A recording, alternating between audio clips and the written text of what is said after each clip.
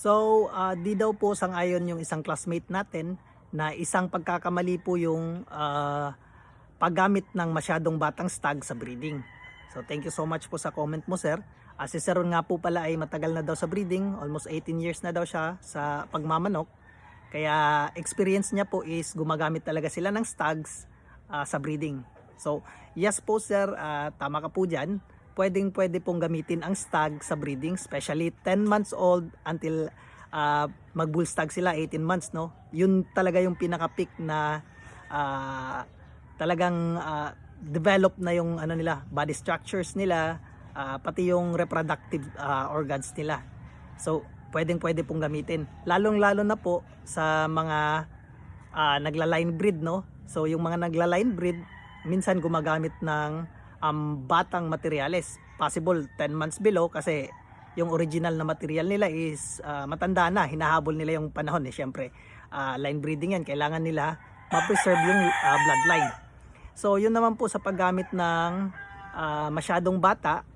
Actually, hindi po siya advisable. Pero, pwede pa rin pong gamitin. Dapat lang, alam natin o ready tayo na pag gumamit tayo ng mas batang stag, possible 8 months, 7 months, kasi minsan sexually mature na sila, no? Gumigiri na, kumakasta na, magaganda na yung forma, pero hindi pa talaga sila yung reproductive system nila is hindi pa talaga fully developed.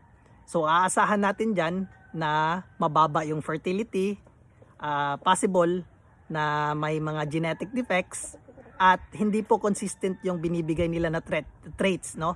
Baga, kung may ine-expect tayo na ipapasa ng stag natin, yung kastador natin sa magiging offspring, possible po hindi po yan stable.